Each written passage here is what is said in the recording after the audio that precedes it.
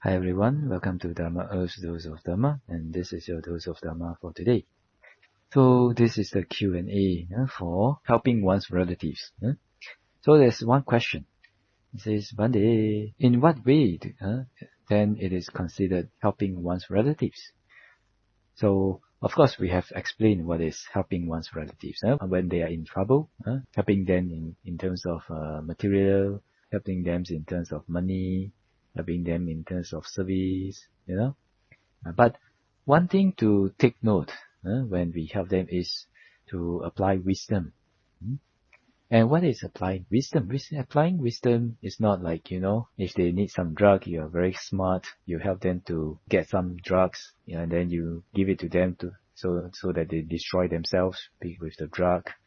Not like that. When we help them, and when we talk about wisdom, wisdom is actually a very broad, very, very broad topic. But is there something more easy that we can think about when we talk about helping with wisdom? Well, the most basic rule or the principle behind wisdom is cause and effect, right? So when we want to help people, what do we do? When we want to help people with wisdom, then we try to do it in a way that it helps them to generate more wholesome karma. And to help them, when we help them, it helps to improve their wholesome karma, wholesome emotions, the wholesome deeds, the wholesome speeches that they do or that they give. Alright? And also for ourselves also. And in this way, because of them creating more wholesome karma, then it actually helps them to build up their pool of water. Then in this way, then we are helping them, right? So it's not just like, if they, like for example, your daughter, if she's coughing and she's crying for her ice cream. And according to traditional Chinese medicine, ice cream is supposed to be cold. And usually the Chinese doctors do not recommend to give ice cream to a kid or anyone who is having a cough. But you see, they are crying for it. They are lashing out at you for it. Your 3-year-old kid. I'm sure some of you have been through that stage, right? Yeah. Then it's something that they want.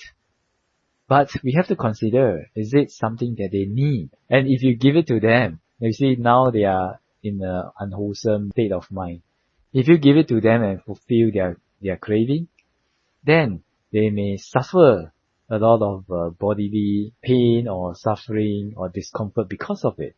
And in the end, because of this, they generate even more unwholesome mind, and they experience sadness. They want to go out but cannot go out because they're coughing, and everyone is avoiding them. They're angry at themselves because they're coughing and things like that, right? Yeah.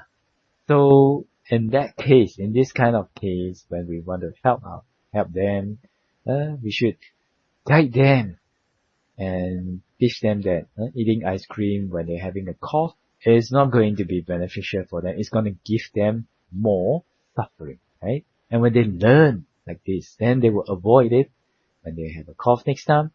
And then they avoid a lot of physical suffering, which may cause them to have a lot of unwholesome thoughts and emotions. So you see, it is in this way that we help others with wisdom.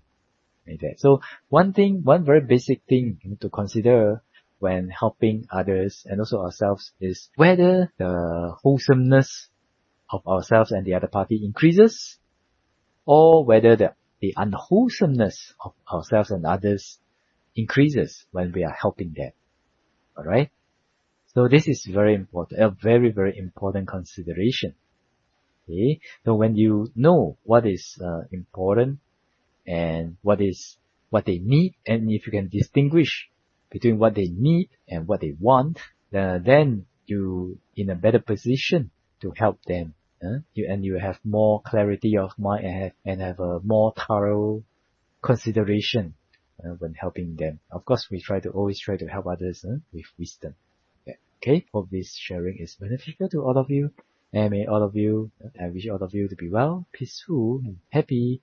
And may the Triple Gem bless all of us to be able to attain path, fruition, and Nibbana as soon as possible. Sadhu, sadhu, sadhu.